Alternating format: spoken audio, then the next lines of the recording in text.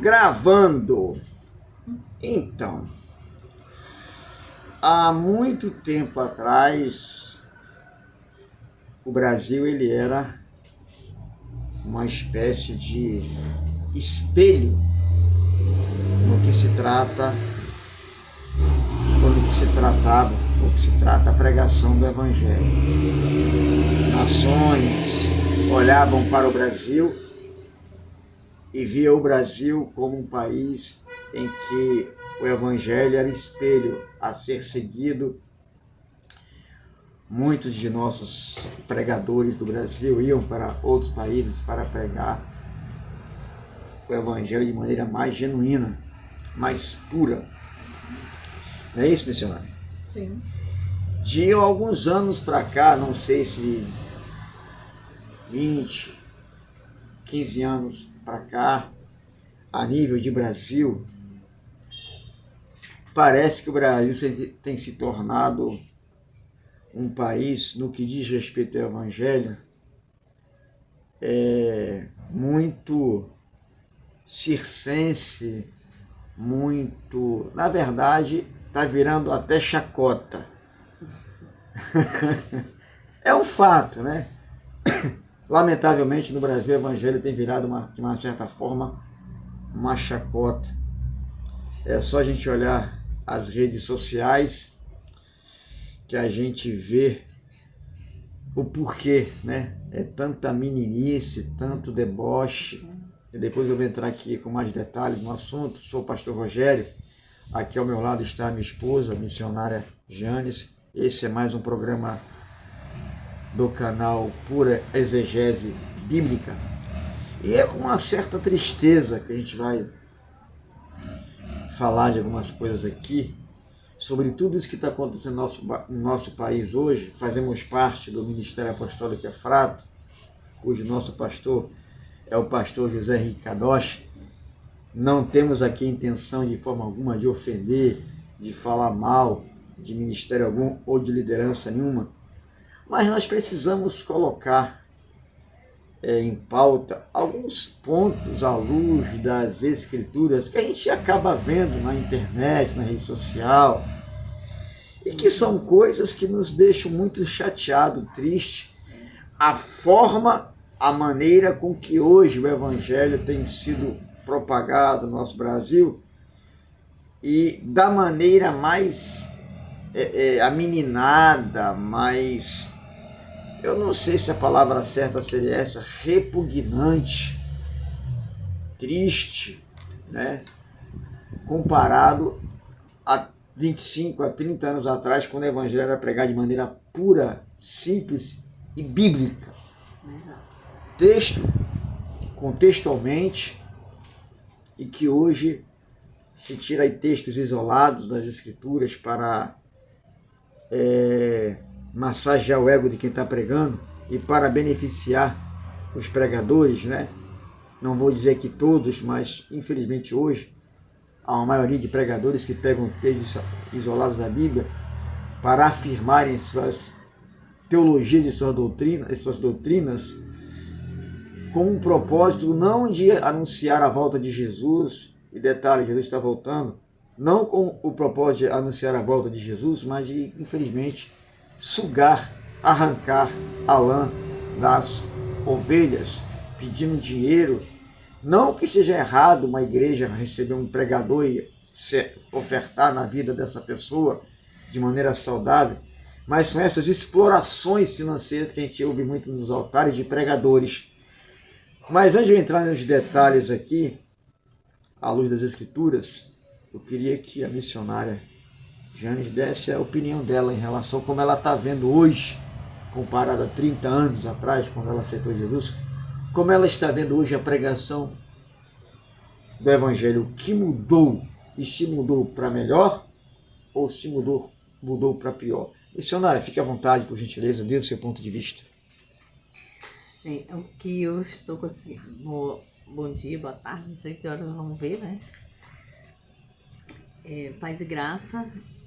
Hoje em dia a gente percebe assim que o Espírito Santo não tem mais tanta importância assim, né? E salvação parece que ficou em segundo plano, né? a palavra de Deus hoje em dia é usada para outros fins, para outros objetivos, entendeu? De benefício próprio.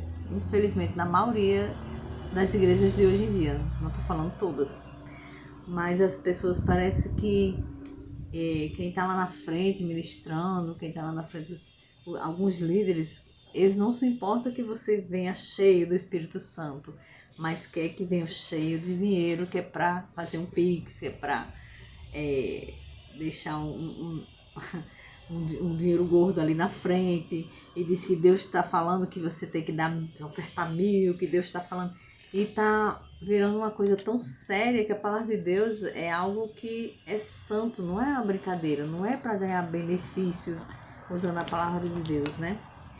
Ninguém pode falar por Deus para se beneficiar de uma mentira, de uma enganação, de um algo que é de pessoas egoístas que olham para o seu próprio umbigo, né? Algo que assim tão que infelizmente eles conseguem se beneficiar muito através das pessoas, né? Pessoas que talvez não lêem muito a Bíblia, não são muito bem informadas, e está virando uma coisa tão séria, porque um dia o Senhor pode se revoltar, assim, porque o Senhor, ele se ira, né? Ele tem um momento da sua ira, porque ninguém pode usar o nome do Senhor para dizer que Deus está mandando você dar tanto. Deus manda você seguir Ele, Deus manda você se encher do Espírito Santo, e não falar de prosperidade. A prosperidade é para aquelas pessoas que estão lá na frente, se aproveitando das pessoas que estão indo para a igreja do Senhor, ouvir a palavra de Deus e são procuram ser fiéis, né? No caso, assim, a prosperidade ela é bíblica, ela existe. Sim. Mas a prosperidade bíblica, ela não é essa prosperidade que está sendo pregada hoje, né? A verdade é essa. Essa que está pregada hoje não é a prosperidade bíblica. É a prosperidade e baseada na ideologia do homem, naquilo que ele está se interessando em extrair do povo. Não é isso? Pode continuar, Simone. Então é isso que a gente vai ficando cada dia mais preocupado, porque cada dia mais a gente vai vendo coisas nas redes sociais, algumas atitudes de algumas pessoas nas igrejas evangélicas que está deixando algo assim preocupante para as pessoas de Deus, entendeu? Para a palavra de Deus, quando Deus começar a agir, aí é que a gente vai ver que o negócio vai ficar sério mesmo, vai ficar feio, né? Porque enganar as pessoas assim na mão cara de pau tem que comprar muito óleo de peroba mesmo. É isso. Na maior cara de pau. É verdade. Irmãos, a gente tem visto tanta coisa acontecer, a gente acompanha pregações, cultos, né, nas redes sociais, e é claro que nós não estamos aqui para generalizar, colocar todo mundo, né, nesse pacote de enganadores. Não. Existem pastores sérios, existem igrejas sérias que pregam a palavra como ela é, e eu quero aqui também fazer aqui uma defesa aos clássicos e aos reformados, né? Eu quero aqui defender os clássicos e os reformados, porque tem muita igreja nova aí, igreja recente, que vive descendo a bomba nas igrejas clássicas, nas igrejas reformadas, sem conhecer o conteúdo histórico desses irmãos, que grandes coisas fizeram, né? Desde a Reforma Protestante até o início do pentecostalismo no Brasil, né? Muito fizeram, tanto os clássicos quanto os pentecostais, que fazem parte das igrejas históricas. Então eu acho um tanto quanto, digamos assim, ignorante alguém chegar e levantar palavras ofensivas de maneira ignorante contra as igrejas clássicas e as igrejas reformadas, né? Eu acho que os amados sabem o que eu quero dizer sobre igrejas clássicas, igrejas reformadas históricas, né? E eu fico muito triste quando eu vejo alguns irmãos, ou até pastores, ofendendo as igrejas clássicas, as igrejas reformadas, sem ter de fato, de verdade, o seu conhecimento puro da história dessas igrejas, do Brasil principalmente. Não vou dizer nem a nível de mundo, a nível de Brasil. E a gente percebe que o que temos visto hoje nas igrejas modernas, né, desse movimento, desse novo movimento chamado movimento pentecostal, ou neopentecostalismo, o que a gente percebe na maioria dessas igrejas, não são todas, é claro, existem pastores igrejas neopentecostais, que mantêm o padrão bíblico, escriturístico, exegético e hermenêutico como deve ser. Induzem e estimulam a igreja a ler as Escrituras, a estudar as Escrituras, a conhecer as Escrituras. Mas o que a gente nota é que também na maioria dessas igrejas neopentecostais e das lideranças é que parece que eles tentam interromper ou botar um bloqueio para que essas pessoas não pesquisem nas Escrituras de fato e de verdade o que é que tudo isso que está acontecendo, se isso realmente é bíblico, se não é. E a gente percebe nas redes sociais, quando tem alguns pregadores neopentecostais pregando, fazendo algumas performances, né? Algumas cenas, me ajuda aí, missionário, por gentileza, algumas cenas, né? Falando algumas coisas que não tem conteúdo bíblico, não tem contexto bíblico. Aí a gente vê algumas pessoas acompanhando esses pregadores, né? E talvez por falta da informação bíblica de fato, de verdade, aí respondem nas redes sociais a esses pastores, né? Eles estão assistindo. Amém! Deus purinho! Glória a Deus! Não presta nem atenção se a pessoa que está pregando está falando aquilo que tem base e fundamento bíblico, mas por um tom de voz que ele usa, e vou te falar uma coisa, a capacidade fonética que esses caras têm, né, nas suas pregações, de manipular os seguidores é brincadeira, né? Até as vozes eles mudam, a oratória, as vozes mudam para chamar a atenção, né, do seguidor, para arrancar daquele seguidor glória, aleluia, né? Eu não sei se eu tenho a capacidade, como é que eu posso dizer, a capacidade de performance de fazer isso, mas vou aqui tentar, vai que cola, né, missionária?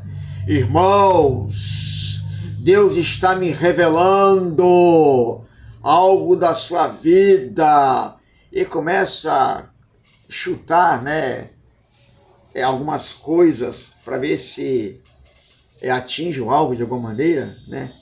Sem o conhecimento, sem a base escriturística. Isso virou rotina nas igrejas, né?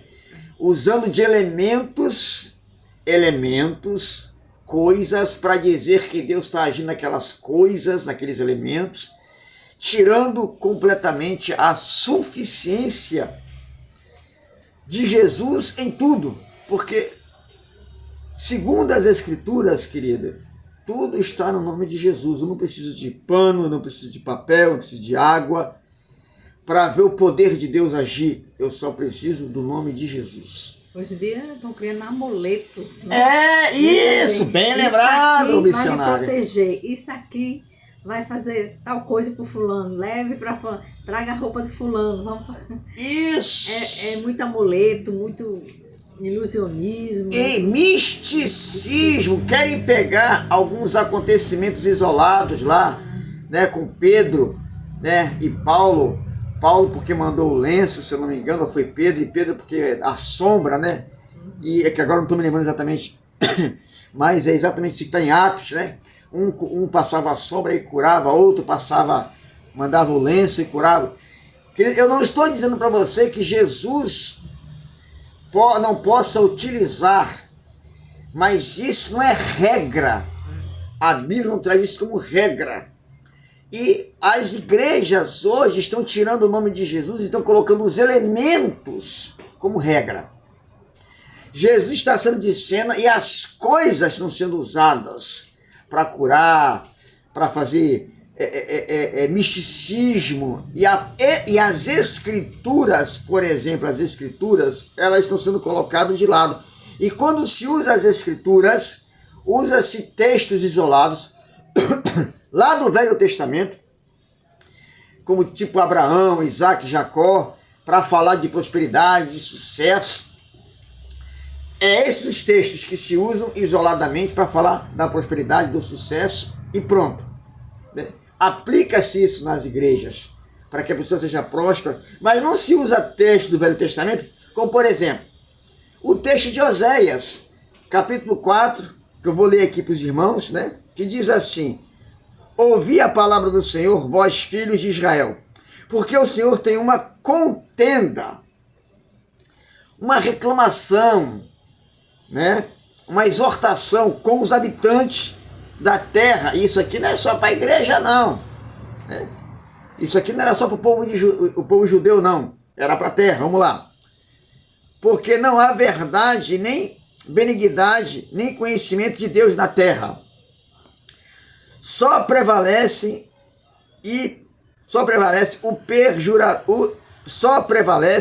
o perjurar e o mentir, e o matar, e o furtar, e o adulterar, e os homicídios sobre homicídios. Por isso a terra se lamentará, e qualquer que morar nela desfalecerá com os animais do campo e com as aves do céu, e até os peixes do mar serão tirados. Todavia ninguém contenda, nem qualquer repreenda, porque o teu povo é como o que contendem com os sacerdotes. Por isso cairás de dia, e o profeta contigo cairá de noite, e destruirei a tua mãe. Se tratando de Israel. O meu povo foi destruído porque lhe faltou o conhecimento, porque tu rejeitaste o conhecimento, também eu te rejeitarei, para que não sejas sacerdote diante de mim, visto que te esqueceste da lei do teu Deus, também eu me esquecerei de teus filhos. Em outras palavras, Deus aqui está chamando a atenção de Israel por causa da apostasia. E essa apostasia estava vindo do altar. A corrupção estava vindo do altar. Os sacerdotes não estavam mais ensinando Israel a caminhar segundo o propósito das Escrituras. O sacerdote levou Israel a seguir um outro padrão, uma outra visão, e não seguir os princípios do reino de Deus, a palavra, santidade, vida transformada. Hoje a palavra santidade está dando lugar a príncipes e princesas, porque você é filho do rei, e você é filho do rei, você é príncipe, você é princesa, e você tem direito a recorrer ao pai, que é o rei, a sua herança. Essa hoje é a linguagem, a falácia que se usa demais em muitas igrejas pentecostais, neopentecostais hoje. A palavra santidade, querido, preste bem atenção. Antes de nós sermos filhos do rei, temos que ser santos em Jesus de Nazaré. Temos que nos alinhar a Jesus, tornarmos santos, fugindo do pecado, para então termos benefício, de uma certa forma. Porque, quer queira, quer não, o maior benefício da igreja não é ela alcançar nada na terra. Ela pode alcançar? Pode. A igreja pode ser próspera? Pode. A prosperidade é bíblica? É a prosperidade bíblica. Não é essa prosperidade que se prega aí, não. A prosperidade bíblica, com certeza, deve ser buscada, a prosperidade bíblica. Mas a maior prosperidade da igreja não está aqui na terra. A maior prosperidade da igreja está na eternidade com Cristo, porque esse foi o papel de Jesus na cruz. Morrer pelos nossos pecados, para escrever o nosso nome no livro da vida, para que naquele grande dia a igreja fosse arrebatada para morar na glória, para morar na eternidade com Jesus, porque não tem coisa melhor.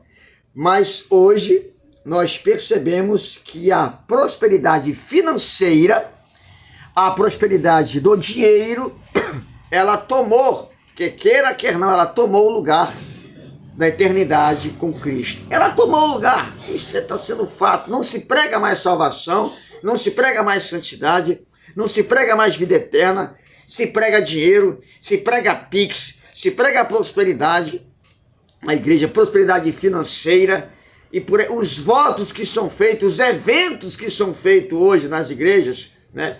Principalmente das igrejas do segmento neopentecostal, tem um único objetivo: arrecadar dinheiro, arrecadar fundos para benefício da liderança, né? E por aí vai. O evangelho puro, pleno, santo, saudável para a vida eterna não tem sido mais pregado nas igrejas hoje, lamentavelmente. E por falta de buscar o conhecimento das Escrituras, muita gente tem sido manipulada por esses profetas, por essas pessoas. E hoje, nós vivemos um evangelho nas nossas igrejas que parece mais um circo de horrores. Não é mais uma igreja, é circo de horrores. E por vários aspectos, a gente não vê hoje mais, né, a Bíblia sendo explicada, ensinada como deve ser feito. E muita coisa tem entrado na igreja. E é claro que essas muitas coisas que têm entrado nas nossas igrejas, a gente não vê isso que tem entrado nas nossas igrejas em meio às Escrituras, nem nos profetas e nem nos apóstolos. A gente não vê esse circo de horrores sendo dado como ênfase nas Escrituras por meio dos profetas e por meio dos apóstolos. A gente não vê isso nos tratados teológicos. Não existe nada, não se encontra nada nos tratados teológicos que dê ênfase a essa bagunça e essa teologia que tem sido ensinado hoje nas nossas igrejas. Nem no sentido de igreja reformada, nem no sentido de igreja clássica, histórica, reformada ou pentecostal, clássica, histórica. Nós também não vemos isso nas eclesiologias, né, das nossas igrejas históricas, a nível de escritura, a nível de Bíblia. A gente não vê isso. Nunca vimos isso. E também a gente não vê isso na Bíblia, nem na Antiga, nem na Nova Aliança. Tudo isso aí que a gente tem visto hoje são apenas invencionices, motivado pelas emoções, pelos envolvimentos, né, dentro das igrejas, pelos movimentos e as performances. É o que nós temos assistido muito isso. É o que nós temos assistido muito hoje nas nossas igrejas. Uma coisa importante, eu vou encerrar aqui, que está no Evangelho de João, capítulo 7, versículo 38, que diz assim: quem crê em mim, como diz as Escrituras, rios de água viva correrão do seu ser. Quem crê em mim, como diz as Escrituras, a palavra de Deus. E nós não temos mais visto isso hoje nas nossas igrejas, infelizmente. A Bíblia tem sido tirada, elementos, rituais, performances, festas com certos títulos que a gente não vê fundamento contextual, histórico ou escriturístico bíblico ter sido feito. E a gente fica se perguntando, aonde é que esses camaradas encontram essas coisas para jogar, para poder ensinar, para poder mostrar, para poder pregar? É essa a pergunta de muitos de nós pastores, que eu tenho certeza absoluta que eu não sou o único pastor que tem esse pensamento. Existem muitos pastores muito mais antigos do que eu, com muito maior formação teológica, acadêmica do que eu acredito que pelo menos concordam, sei lá, com 60%, 70% daquilo que eu estou falando sobre esse assunto a nível de escritura. A gente está vivendo hoje no Brasil um evangelho que está virando chacota, está virando brincadeira. Estão banalizando o evangelho. Estão, sabe, gerando no Brasil uma visão de evangelho circense. Nós perdemos, lamentavelmente, aquela ideia de ser um país de exemplo que tange ao evangelho, porque virou brincadeira, está virando brincadeira. Eu quero concluir dizendo que Jesus está voltando. Tomemos muito cuidado com o que estamos fazendo com as Escrituras e com o Evangelho. Muito cuidado. Nenhum de nós vai ficar isento de ser cobrado por Jesus. Tudo isso que nós estamos gerando no Brasil, com esse tipo de evangelho que estamos pregando hoje. Bagunça, ignorância, meninice, performance e nada de escritura bíblica. Querido, nada fica oculto que não venha a ser revelado. Todas as coisas estão nuas e patentes diante daquele que nós temos que prestar conta. Tomemos cuidado com o que estamos fazendo nas nossas igrejas, com as ovelhas, que temos inventado profecias e revelações que não têm base bíblica, inventando criando heresias na igreja, de maneira terrível, e levando pessoas a acreditarem nisso como se fosse verdade. Está ficando perigoso e nós temos que tomar muito cuidado com isso. Jesus está voltando, irmãos. O negócio está ficando sério. Vamos parar um pouco para pensar no que nós estamos ensinando nas igrejas, o que nós estamos entregando como profecia, como revelação, se tem realmente contexto bíblico ou se não tem, para que depois a mão do nosso Deus não venha pesar sobre nós de maneira trágica e definitiva. Amém? Que Deus, em sua infinita graça e misericórdia, tenha misericórdia de nós. Em nome de Jesus. Que Deus abençoe a todos. Eu sou o pastor Rogério, junto com a minha esposa, a missionária Janes. Esse é mais um programa do canal Pura Exegese Bíblica, que não tem intenção de ofender ninguém, mas de esclarecer à luz das Escrituras a verdade bíblica que hoje não está sendo colocado muito em pauta. Que Deus abençoe em nome de Jesus.